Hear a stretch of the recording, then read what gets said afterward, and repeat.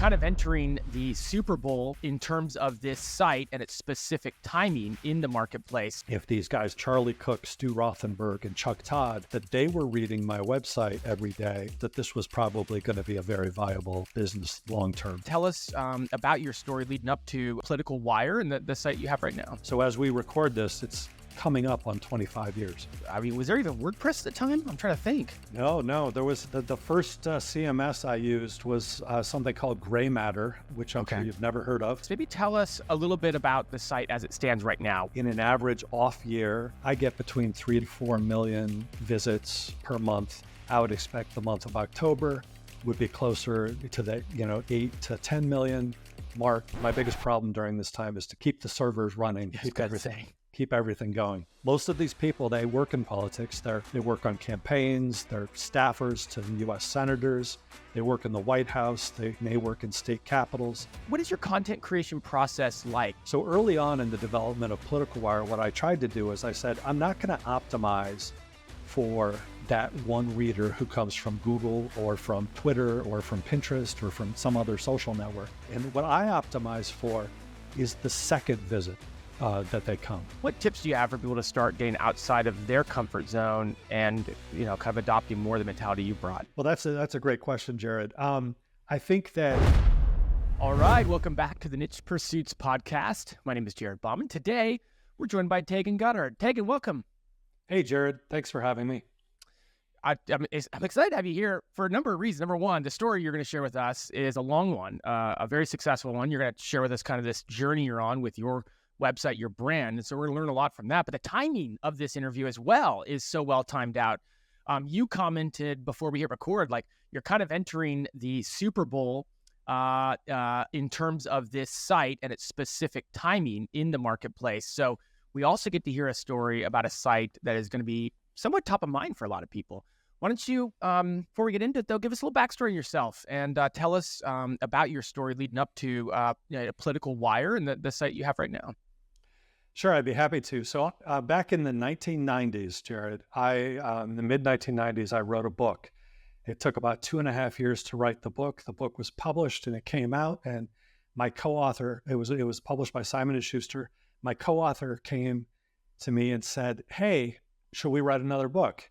And I said, you know what I'd like to do? So put yourself back in 1997. I said, I'd like to start a website, actually. The internet is at its early days. And I'd like to start, our book was about politics. I'd like to start a political website. And so the two of us, for a couple of years, ran a website called Political Insider.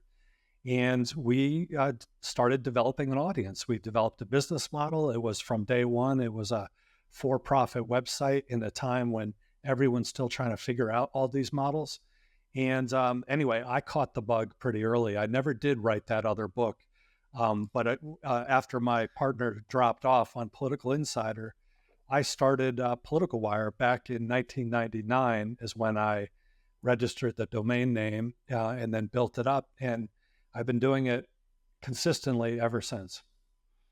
I mean, that is like a journey back. We joke about how people will come on and reference Panda or Penguin, right, from the mid-2000s, early 2010, 11, 12, that era. But I mean, you started this site back when, was there even WordPress at the time? I'm trying to think. No. There was the first CMS I used was something called Gray Matter, which I'm sure you've never heard of. But I haven't. It was done by this young guy who basically was the very first person to create server-side software that allowed you to have reverse chronological posts.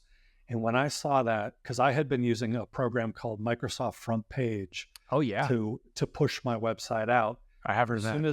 As soon as I found out about Gray Matter, just the bells went off. This is exactly what I need to do my site. So Political Wire was a blog before there were ever blogs, and Gray Matter was the first CMS. I moved to movable type after that, and then eventually to WordPress, which is what it runs on today. But to kind of date myself and to show you how I started Political Wire, the inspiration was actually the front page of the paper Wall Street Journal. Because when I was back in college on Fridays, every morning, Friday mornings, I would get the Wall Street Journal, and on the right-hand column was my favorite editorial feature of any newspaper. It was called Washington Wire. And it was a bunch of tidbits about politics that had happened that week and from their Washington bureau. And I found it fascinating. And I just devoured that column every single Friday. I looked forward to it all week. And I read it first thing on my way to classes in the morning. And when I came across Gray Matter, I said, you know something? That is the site that I want to create. I want to create a site that is based on this Wall Street Journal column that ran once a week on Friday mornings in print. And I created a website called Political Wire. But instead of just focusing on political news coming out of one publication's, Washington bureau, what I did was I created a website that focused on political news that I found important and interesting from around the country, from multiple publications. And as the internet evolved, from social media sites, from, even including Instagram accounts, Facebook posts, Twitter posts, blogs. So all of a sudden, the amount of information that I could link to and curate became quite large. And so I also didn't want it completely Washington focused. I wanted it on politics more generally.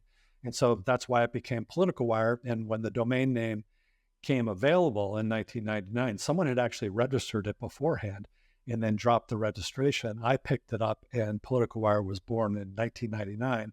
So as we record this, it's coming up on 25 years. Are you struggling with internal linking on your WordPress site? Discover Link Whisper, the revolutionary tool transforming the way bloggers and SEO experts build internal links. Dan Chadney says, this is a brilliant WordPress tool that has completely streamlined my internal linking process. It's intelligent, easy to use, and is making a big difference on my blog traffic already. Theo Ravier calls it a must-have for any SEO, adding, it was such a pain to do internal linking manually before. Gareth Hoyle says he uses it on all of his WordPress builds. Transform your website with Link Whisper. Streamline your internal linking, increase your traffic, and save time. Try Link Whisper today and use coupon code PODCAST to save $15 off.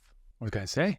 It's 2024 when we record this, so it's got to be hitting a 25-year anniversary, which again, is a milestone that very few websites can say they've achieved so far. Well, it's been great fun, and I didn't know how long I was going to actually do it.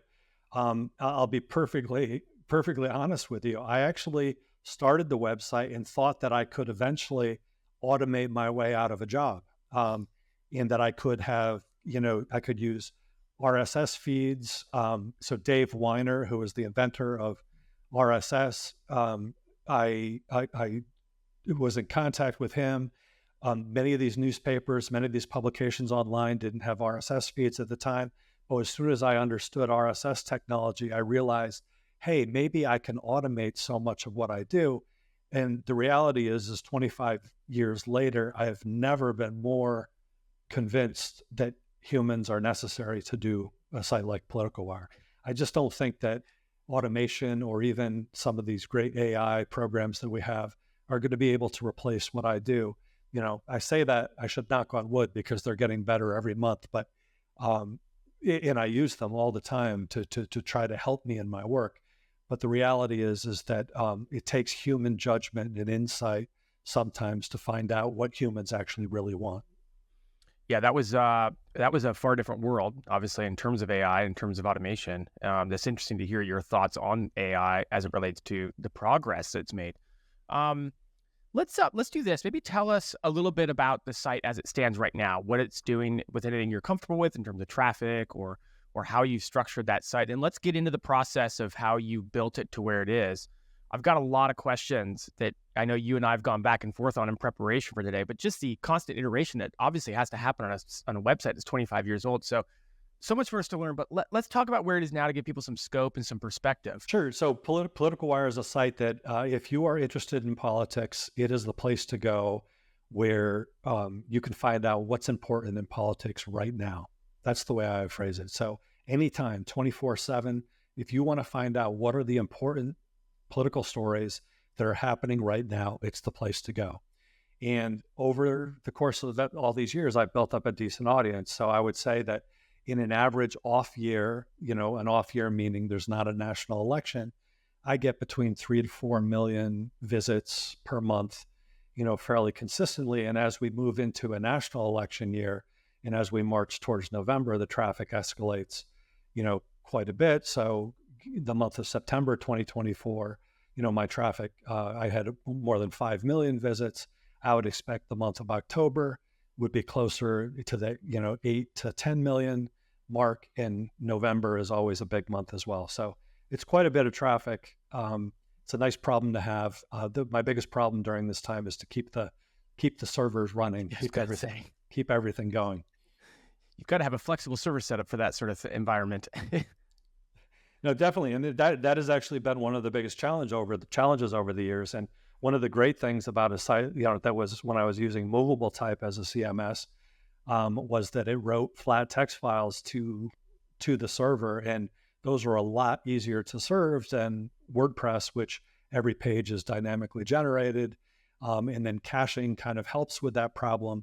But unless you're getting, on the close to 10 million page views every month, you begin to hear the server creaking as it's trying to keep up with the traffic. So that's one of the biggest challenges that I have during this time of year.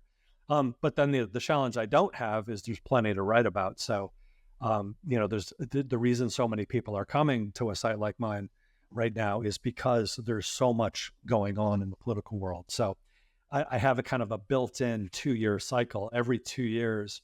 And this has happened really for the last 25 years, is that every 2 years, the traffic marches up towards the November election. Then it falls off a bit as we get into the new year. But every single time over the last 25 years, it has plateaued at a higher level than the previous 2 years. And so this is kind of like the time when people are introduced to Political Wire. People find out about it. And that is really the key to this site, is that I have repeat regular readers. The average reader of my site keeps the site open in a browser tab all day long. And they come back to the site 2, 3, 4, 5 times a day, sometimes a dozen times a day, and they just hit refresh to find out what's going on. So when they call my readers political junkies, it's true. They're true junkies. They want to find out the latest. They want to find out what's happening. And so when you look at, my statistics, 85% of those page views that come are from repeat visitors. They're not from new visitors. So it is one of the secrets to Political Wire, and it's how it's been such a successful business over the years. Yeah, I was going to mention, a lot of people listening have organic search or SEO background. I look at your website in an Ahrefs or one of these kind of platforms, right? And, I see an estimated traffic of 42,000 visitors per month. And so then when you get on and tell me you're getting 3 and 4 million, obviously we know Ahrefs or these other SEMrush, these kind of tools can misreport a little bit, but there's got to be a strong direct traffic component. So that lines up and that makes sense. I want to come back to that. Let me ask you, what does your team look like? Because just the nature of being on Political Wire, seeing the frequency with which you publish, knowing that we'll call it seasonality. It's really like yearly seasonality or every 4 or 2 year seasonality to the point you made. Like, what's your team look like, and how do you structure that in terms of what you're trying to do every day? So because my name is on the site, nothing goes up on the site that I don't see. And so while I do have a handful of people who contribute items, and find interesting items for me, it is really much more on a freelance or contractual basis than it is a full-time basis. But I have plenty of things to post because it's not just myself or my contributors that help me. It's my readers who send me interesting things. It's journalists who have, a reporter for the New York Times has just written a story in the paper. It's going to be up the next morning, and he sends me an email to let me know because he would like it featured on Political Wire, because he knows I have the type of audience that likes to read political stories. And so I really get fed an awful lot of the information. So while I frequently will have over 50 posts a day on the site, and really, even though you say it's seasonal, it's remarkable that I don't think even in the off years, I don't think I have a day where there's fewer than 30 posts in a day, maybe a weekend day, maybe a holiday sometimes, but it's fairly consistent. And now granted, so I kind of break all these rules of SEO, right? I don't have very long articles. I keep them short. Sometimes they're a sentence long, which is interesting. And that's probably to the point. What I'm trying to do is I'm trying to present information as efficiently as possible. I'm much more concerned about my readers becoming regular readers than I am about getting someone from Google to come in, on a drive-by visit and they're there once. And the reason for that is that they don't really monetize very well. I can get links to the very famous political website called the Drudge Report. I can get a link on the Drudge Report. I can get 1 million views over the course of 36 hours and, referred from the Drudge Report. And they monetize poorly. It's not the greatest traffic in the world. And the next day it's gone. And it just, it just disappears. And most of those readers never came back. So early on in the development of Political Wire, what I tried to do is I said, I'm not going to optimize for that one reader who comes from Google or from Twitter or from Pinterest or from some other social network. So if I'm not going to do that, I'm not stuck to some of these basic SEO rules. You'll also notice that on my posts, I don't have photos on my posts. I've read through some of them now. Yeah. Photos do really well on social networks and they increase click-through, but that's not my goal. My goal is to get people to the site so that they can see what I have to offer. And what I optimize for is the second visit that they come. Because if they come once, they may or may not like it, who knows, but I try to get them. If I get them as a second visitor, then I have an ability to kind of pull them in and make them that regular reader who starts refreshing the website, every 3 or 4 hours, in their, while they're at work or while they're at home, or they keep it, as they keep it on their phone regularly. Those are the type of people that I really want. And so it's different when you optimize for the second reader who comes to your website. The way that you do that is you try to make the website a little unique.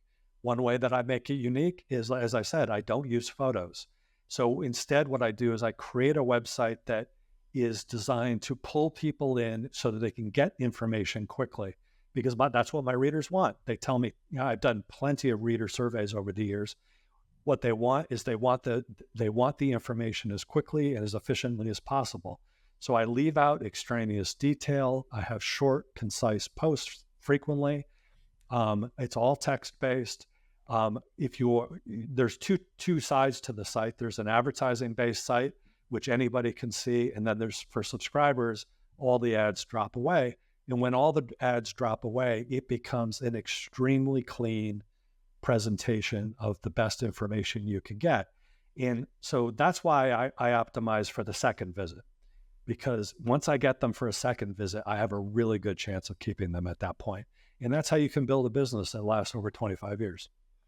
A lot of people listening are going to hear what you're talking about, going to go look at the site, and it's going to hit them as very different than a lot of the websites we see on the internet. I mean, to your point, I'm sitting here and I stop scrolling. I'm on page 2. All of these are articles you published today. I mean, we're recording, it's only midday. I come on page 2. I'll probably get to page 3 before I see an article from yesterday, So to your point, I don't know how many you published today. You probably know, but it's definitely, I'm at 30 or 40 articles. They're all very short. They're 1-2 paragraphs. I'm looking at it on mobile.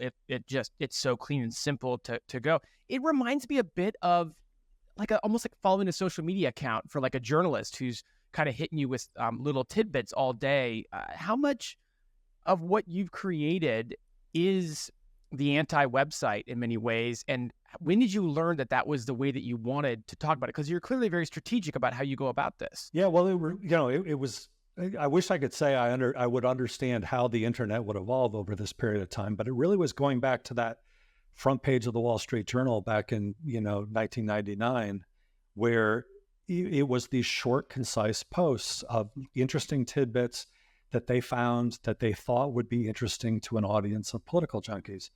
And I knew what I did, as I mentioned, is I put it on the web and I broadened the scope to all politics. And I brought in the scope from not just the Wall Street Journal, but all publications that I would reference, link to. And those links now are very valuable. I get, reporters, as I mentioned, who seek links. They want readers of my website. When I realized that it was going to be a commercial go was back in 2006, which was a pretty exciting midterm election. And three of the top political analysts, election forecasters, you might call them, all within a period of 2 weeks, emailed me asking if I could put their political forecast, their election forecast, up on my website. And I realized at that moment that this is going to be a big deal because I have clearly broken through. If the guys were Charlie Cook, Stu Rothenberg, and Chuck Todd. And when I realized that they were reading my website every day, and they wanted access to my audience, that I realized that this was probably going to be a very viable business long term. So while I had toyed with a variety of business models in those early years, that was when I really started to run this thing like a business and not really as a hobby. And only a couple of years later, I actually quit my day job and went on to do this full time. But I had to, like as I was saying, I had to break some of these rules because I knew from the beginning that I needed that loyal, dedicated audience who would come back over and over again. I didn't want to be on that hamster wheel of just chasing traffic from search engines. I wanted to make sure that I was creating something that readers would gravitate towards, that they would find it as part of their day. This podcast that we're on is a similar thing. We love when this podcast comes out once a week. We love when you and Spencer talk about the news on Fridays. It's something that becomes part of our media diet. And that's what I wanted with Political Wire, is I wanted Political Wire to become part of the media diet of political junkies. Now, most of these people, they work in politics. They work on campaigns. They're staffers to U.S. senators. They work in the White House. They may work in state capitals. They're all over the country, but they all have something unique in that they want to know what's going on as quickly as possible, and get reliable, good information. And so that's a little bit also where I talk about, I'm not so worried about AI and automation, because sometimes it takes a human to actually read something and determine whether it's a good source or a bad source. AI doesn't necessarily always do that. And we find that AI hallucinates frequently, on facts and other things like that. And really, to keep a readership like I have, you have to be factual. You have to put up the best information that you can. And then it's something that they can rely on. But if you can do that, and if you can, like I said, optimize for that second visit, you have a real chance of building a long-term business, because those are the types of readers who are just a little bit more valuable. So I can talk a little bit about how I actually do that, because when you come to the site for the very first time, you're not logged in as a member. So you see the site with advertising on it, but you'll notice that several times as you scroll down the page, you'll see that there's a chance for you to enter your email address, because you may have come from Google, you may have come because a friend referred you, you may have come from a post on Twitter or some other social network. But once you're there, I want you to at least have the chance that if this is something that you like, put your email in, sign up for my newsletter, and then I get two things from that. The first thing I get from it is I get first-party data, which makes my advertising RPMs much higher than they otherwise would be. So when I get readers where I know something about them, it helps my advertising side of my business. So that's the first benefit. The second benefit, though, is it allows me to put that reader at the top of my marketing funnel, so to speak, so that I now have a chance to convert them, to bring them back to the site for that second time, for that third, fourth, fifth time, so that they might actually want to subscribe, because the subscription part of my business is the biggest part of my business right now. It dwarfs the advertising side right now. And it's because what people get when they subscribe is they get a much cleaner version, no advertising on the site. They get exclusive analysis that isn't available elsewhere. They get some other features, like I have a 24/7 newswire essentially that runs on the site. I've got some licensing deals with a couple political newsletters where they get exclusive access to those newsletters. And then there's a variety of features, such as, sometimes we have a a podcast called Trial Balloon, which is just for subscribers. It comes out every Friday morning. And it's my chance for 20 minutes to get into my readers' ears and to talk to them about what I thought was interesting in politics that week. I do it with a co-host who actually is the guy who I wrote the book with all those years ago. So we do this podcast together.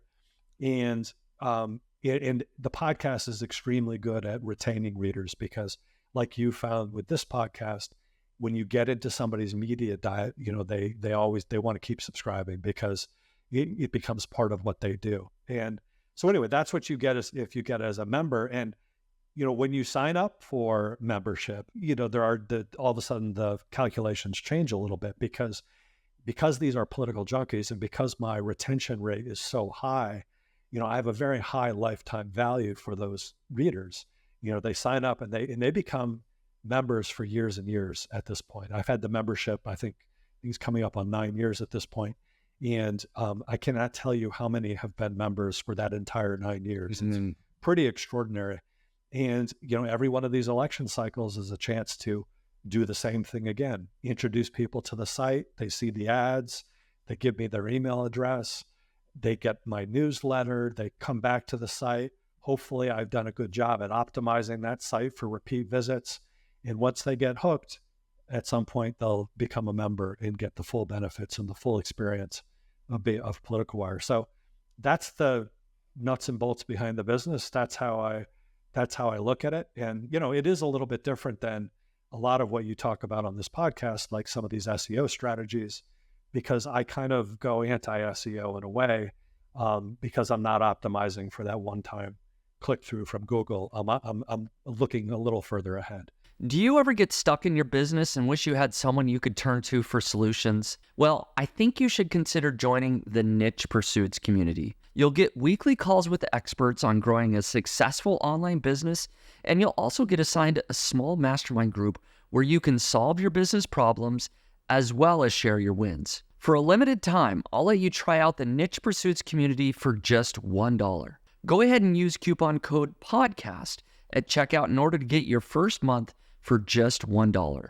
Again, that's coupon code PODCAST. Go to community.nichepursuits.com today and see what it's all about. And maybe I'll see you on our call next week. Thanks a lot. It sounds like a true funnel. I mean, a true optimized funnel for what your specific business, your use case, your audience wants. I mean, I think the two big topics I want to get into here are your content, your creation process, how you do the content, and then the monetization. And you just kind of talked through both of them. So maybe let's get into the details of each one separately if we could. I know people are going to be, I know I have a good page long list of questions on the monetization side of things. Let's talk content first. Sure. In many ways, as I listen to you talking, you're right. Like we do the news podcast every Friday. So I've got to kind of come up with ideas. I've got to come up with topics we're going to talk. We've got to sort and sift and figure out which ones are that week's news. So I'm like a tiny mini version of you. We feature like 3 articles a week, or 3 topics a week, 3 news items a week. You feature apparently like 45 a day. So very mini version. But it reminds me, like in the SEO space, Barry Schwartz is a go-to for news. And a lot of how you talk about it and how you present news on your site has a lot of similarities there. Short articles, quick sound bites, quick snippets, quick little feature stories. What is your what is your content creation process like? How do you go about creating the content for the website on a daily basis? And again, I ask because a lot of people listening know that direct traffic is somewhat of a holy grail. And so if we can just understand a little about what goes into your content creation process, I think it'll help us understand more about maybe some of the things you do to create this direct traffic, this referral traffic basis you've created. Sure, no, I'd be happy to. So I think one of the keys to my success content-wise is that I created the site because I wanted it to exist for me. If the site existed, I might not have ever created it because I wanted a site exactly like this because I am the type of reader who would find a site like this, who would keep it in a web browser all day long and hit refresh. So first of all, I kind of get the audience because I am the audience. And so what I try to do literally from the moment I wake up each morning is to try to create an experience every single morning for that reader who is always finds something interesting or surprising or, something I educate them something they didn't know about, something they can talk to friends about, something that they can show their own worlds that they're smart about, that they understand politics because it is one of their passions. And so that is really my goal every single morning, is to create that site that has some surprise or something interesting and that keeps it new. And sometimes you can do that by simply linking to a source that somebody's never heard of. Maybe it's a local newspaper that nobody's ever heard of, but there's a really interesting story about a politician who got caught up in a corruption scandal or something like that. Sometimes, there's plenty, as any of your listeners will know, there's plenty of political news on the national media, on the national level. And we have all sorts of storylines from this election alone about Donald Trump talking about eating pets in a town in Ohio. And, anytime, let's just say it never gets boring. So there's always something that is at least new or interesting that you can't see. So that's the first thing that I try to do. But in terms of how I actually compile it and how people are kind of sometimes amazed that they can come to PoliticoWire and they find out about things before they're anywhere else. And frequently what I like to do is I like to highlight a story that might take place somewhere across the United States, and it's not in the New York Times until 48 hours later. But I found it first in a local newspaper somewhere. And the way that I do that is I have a variety of systems that I'm a amateur programmer at best, but I was able to put together a few back-end systems, which had, again, they started based on RSS feeds and they evolved when I, looking to social networks and taking cues from social networks about what types of short stories are being shared by people who I think are legitimate or good people to follow. And I kind of put that all into a program and tried to begin to show, at least myself, here are things you should go take a look at. And so then I go read the stories. And so I have a bunch of stories, which my own very amateur AI, gives me an idea of what I think, what are the most important stories of that day. And I kind of cycle through them and I try to read them. And this is the part where I think the human judgment comes in.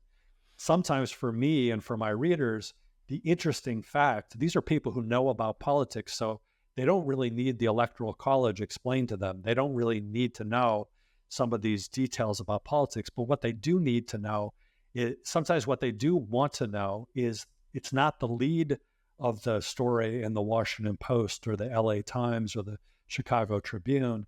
Sometimes it's the 8th paragraph that is, most readers don't even get to because they read the headline, they read the beginning of the story, and they don't make it to the 8th paragraph where there's some really interesting nugget that I know my audience will kind of devour. And so that's the type of thing where I think human judgment matters. And I really love when I find those, because every time I put that up, I know that that's giving my readers that thing that they know they can't get elsewhere, that they know they will keep coming back. And so while a lot of people have suggested that political news is a commodity and you can get so much political news from everywhere, that's very true. But there's some value in editorial judgment of putting together what I think is important. And because I am one of the readers of my site, I fit the same profile. I know what will cause them to keep coming back, which, as I've said from the beginning, that's always been my goal, is put something together, put an editorial product together that keeps them coming back. Well, to some degree, if I were to lean into that even more, you're almost like you're a curator of the political news. You've almost tapped into the fact that there's so much political news that it's almost overwhelming for a lot of people, I'm sure. There's so many sources and there's so much stuff that, and again, we're guilty of this in the SEO world. We've got to write that article on the Electoral College, and we've got to write that article, and we've got to tease every single article that we write with this overview where the meat and potatoes is 8-10 paragraphs down. To some degree, you're the curator, and you've actually amassed a large audience because they look to you as the curator, the person who sifts through all the political news out there that's overwhelming otherwise and gives them almost a curated news feed. Yeah, no, that's exactly it. So, back in the day when I first started this site, I would read the New York Times every morning. And what I'm relying on there is I'm relying on the New York Times to write to report and write stories, and then an editor to decide which ones are important and the way that they were placed in these days back on a paper newspaper, or the way that they're placed on their website to kind of showing some sort of editorial judgment upon what is important. Well, that's great. But, the reality is that's one source of information, just the New York Times, which, is one of the great newspapers in the world, but it's not perfect. Sometimes it gets things wrong. Sometimes there's issues with it. But what I like to do is I like to get all these sources. I go to the Washington Post, I go to the Wall Street Journal, I go to the Dallas Morning News, I go to the San Francisco Chronicle. I take a look at newspapers all over the country because there are interesting political stories that are happening all across this country. And sometimes they don't become national stories for a day or two later. Sometimes they never become national stories. Sometimes I put them up and only my readers really care about them. But frequently they become national stories a day or two later. And what I love about that is that Political Wire readers feel like they knew that before other people. And, the value of the information, the value of being a Political Wire reader becomes very apparent to you. And so, again, if that's probably the second thing that I optimize on. I optimize for that second visit to the site, but then I also optimize for the fact that I want them to feel special every time that they read this, that there's something special. And so even though political news is a commodity, it's not a commodity for my readership. My readership really does care about some of the nitty-gritty power struggles that happen in City Hall or in state capitals around the country. They want to understand that because they know that it makes a difference. They know that it changes people's lives. Who has power changes the public policies that are implemented in their area. And that's what they really care about. Anyway, that's kind of that's what I'm trying to do when I put that together. No, I mean, that makes perfect sense. It's funny. I went into this conversation. We're going to talk about how to get direct traffic. Like how do we do this? And I feel like it's crystal clear to me now. Like the process you set up, the way that you treat your readers, the way you think about content, it is so different from a lot of the other interviews we've done, and yet it makes so much sense. I want to make sure we have time to talk about the kind of the monetization angles that you pursue, because I think they dovetail perfectly with the content that you're creating. You teased it. You told us you have an ad focused site, right? So it's monetized by ads, but then you also have a membership component. The membership is offered to people, and you get a lot of benefits if you become a member. When did you discover or implement this membership model? What led you to try that out, and how was it at first? Is this something that's been successful out of the gate, or that you really had to work hard and make a lot of tweaks to get it to where it's at now? That's a great question. I actually had a false start on my first attempt at membership, or it wasn't called membership at the time, but the first attempt at subscription revenue. I created what was a kind of a sidecar to Political Wire, which was a newsletter that I wanted paying subscribers to subscribe to. And I found that it didn't work that well. And the reason it didn't work that well was because Political Wire readers were used to getting their political information in the Political Wire feed. They didn't want a separate email sent to them. That wasn't interesting to them. They just wanted, if I had something interesting to write, it had to go up in the feed. And at the time, I didn't really have the technology possible to do that and to put a paywall up just on a post by post basis. It wasn't very simple to do. It wasn't very simple to take credit card payments. And so what happened is about a little over a year later, Memberful launched. And as soon as I saw Memberful, I was like, this is exactly the type of software that I need.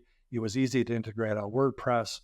It was very simple for me to set up various membership plans. It was very simple for me to put up paywalls on my site. In fact, I put the entire software up on my site, created the membership plan in about 90 minutes. Wow. And it took me 90 minutes to do. I remember this vividly because I was picking up my son from college the night before Thanksgiving because he had forgotten to get a ride back. So I drove up to his school, and I stayed in a hotel that night. I was going to pick him up the next morning.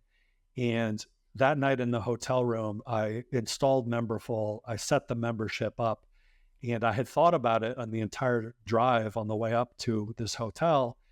And I pressed publish, and I launched it. I closed my laptop and I went to bed. And the next morning, I had dozens and dozens of new members. And from that point on, I never really looked back. It was a hit from the very beginning, because essentially what I was doing is I was providing my most loyal readers, the ones who would have supported the site anyway, if given a chance, because it became such an important part of their day. It gave them the ability to get something else and to get something more. And like I said, when you drop the ads for members, it gives them an even cleaner reading experience than they got before. They get exclusive analysis. I used to do freelance writing for places like The Week magazine or for the Daily Beast. I stopped doing that because I only write now for my members. Before I thought, well, it would be really good to get a link in some other publication to help drive traffic back to you. But the reality is that I find when I put my own analysis up, people who have become a regular reader of the free site, they want to know what I think. Here's a guy whose site I visited for the last 4 months, and they want to find out. So what is he thinking about this vice presidential debate tonight? Well, he's got a piece on it, but I have to be a member to subscribe. And so there's a monthly option, there's an annual option. But one of the great surprises of this membership is that the vast majority, I would say over 80% of my members choose the annual option because they're just all in. And many of the monthly members all of a sudden realize that, they upgrade to an annual membership because it's a little cheaper, but they realize very soon that this is something that they're not going to let their subscription lapse. How did you determine, how have you arrived today at what goes into the membership versus what doesn't? Because I think that's the tricky balance, right? Getting people, like, you want to have a site that is attractive for people to come and get to know you and your brand and has enough value that they feel like they're getting something, but also you don't want to give away everything to the point where your membership doesn't have value to it or doesn't have as much value as it possibly could. And I see you giving away a ton of value. Like, I can access the 30 or 40 or 50 articles you published today alone. It's only lunchtime. Yep. I can access that for free. I'm not a member, so I don't know what you have behind that. You've hinted at it a bit, but how did you land on what goes into memberships? And I'm just so curious to hear the details about that. So I started with my own analysis. Like I said, I used to write for other publications kind of in a way to promote Political Wire. Now I simply write for my readers. And so that's one thing. So that became the core of the membership offering. So, my take on a debate, what happened at the State of the Union address, what's happening in a Senate primary in a key state, what's happening in the 7 battleground states in the presidential election. Here's my take this morning based upon what's happening in the world. And everything I write is well-sourced with links to articles that have come out, but that's kind of the core of the membership offering. Well, from that point on, what I realized was the key to a successful membership or subscription business is that you want to create a bundle of things that are interesting. And the important thing is, don't worry if not everything is interesting to everybody. So my podcast, Trial Balloon, is part of the bundle that I offer to members. Not all of my readers are podcast listeners. Why? I don't know. They should be, because podcasts are awesome.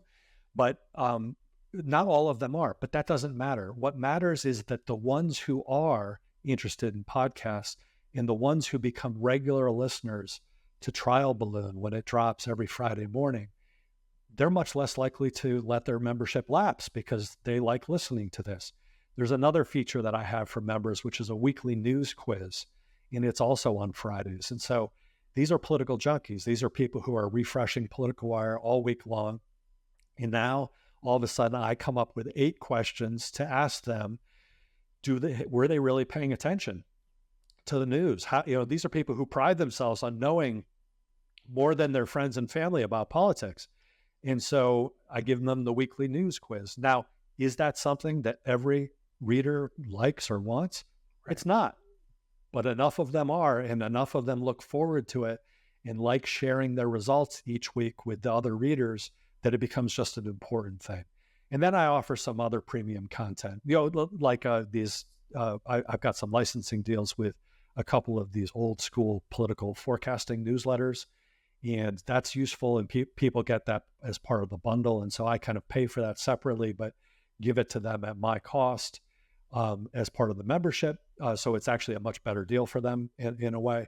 And then I offer some other features to the site. So like I said, no advertising on the site, but also there's a page that is extremely popular, which is, it's based on RSS, but what it is it's a trending news page that shows you, that regularly scans over the course of, every 10 minutes, 24/7, several dozen political news sources, and it populates the headlines so that you can see what is happening and what people are writing about all over the country from a wide variety of sources. And so that becomes a pretty popular page. So if I'm not posting enough articles for you that day, Jared, if 45 articles already today isn't enough for you, you can go there and you can even get more if you want.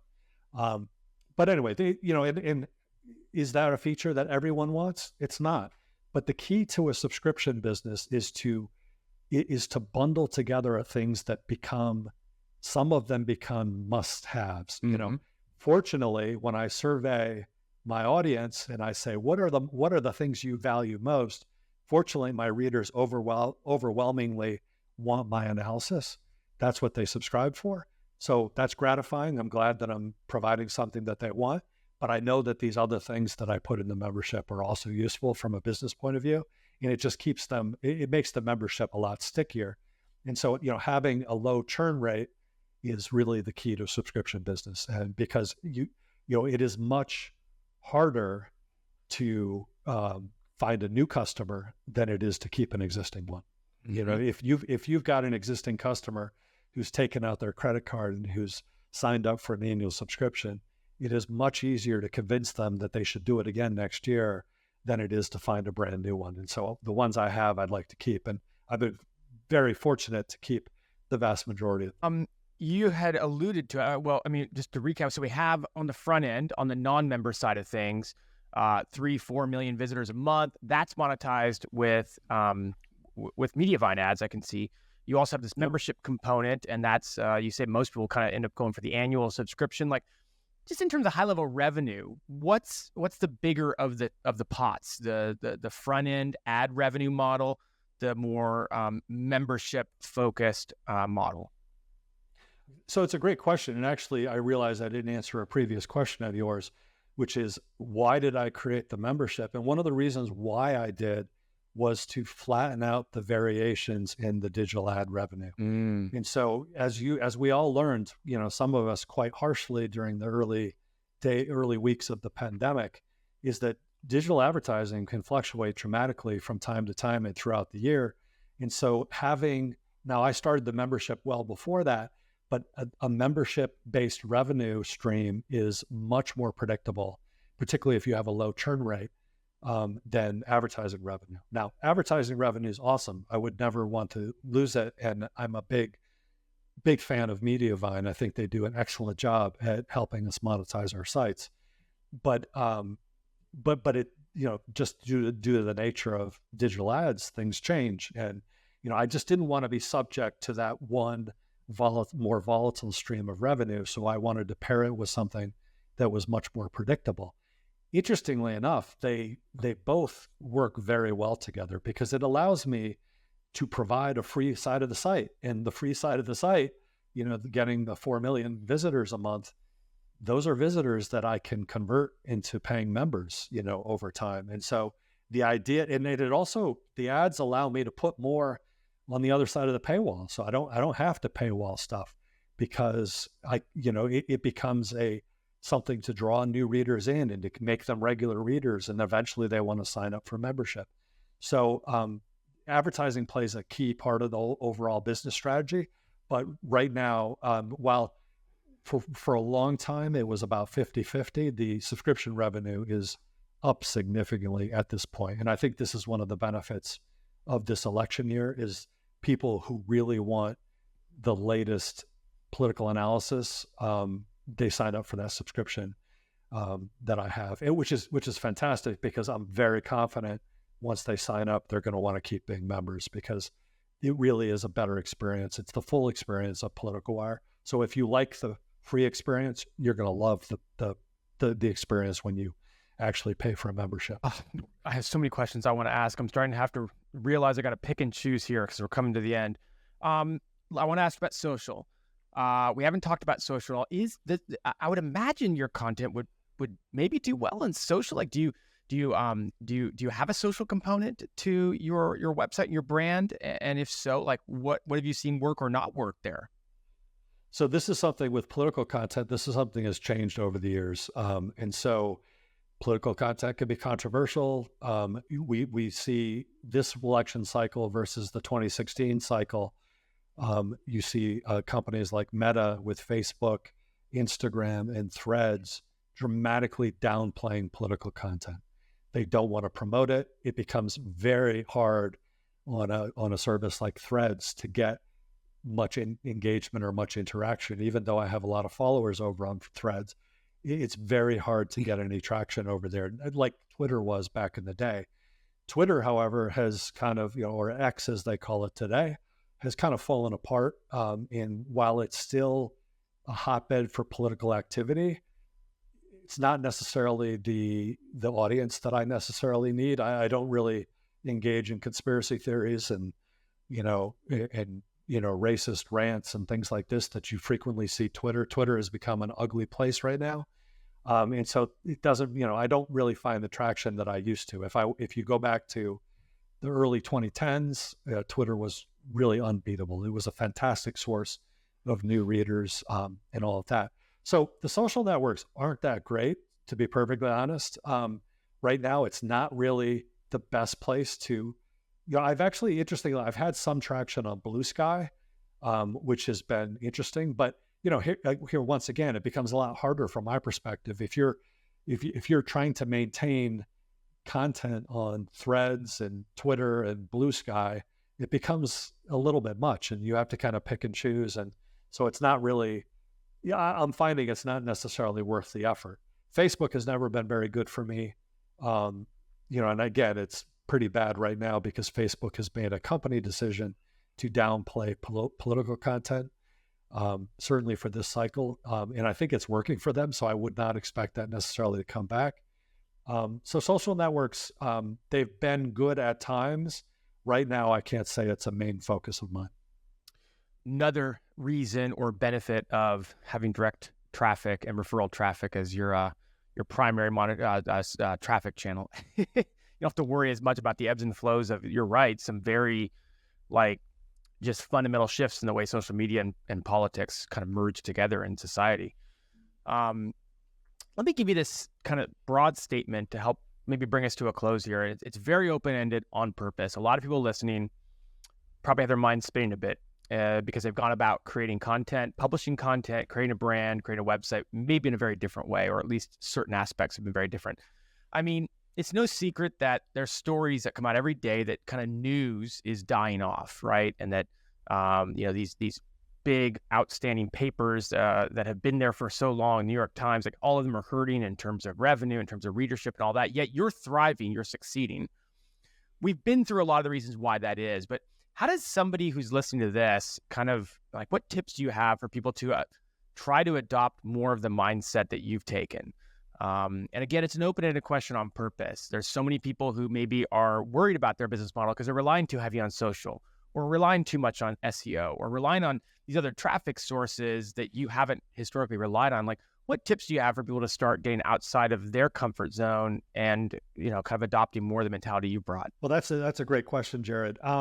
I think that, so I'll tell you a little story. So for me, it's all about the expense side, keeping your expenses low. And the biggest problem with the news media is that the expenses grow beyond the point where advertising and subscription can support it. I mean, it's pretty simple economics.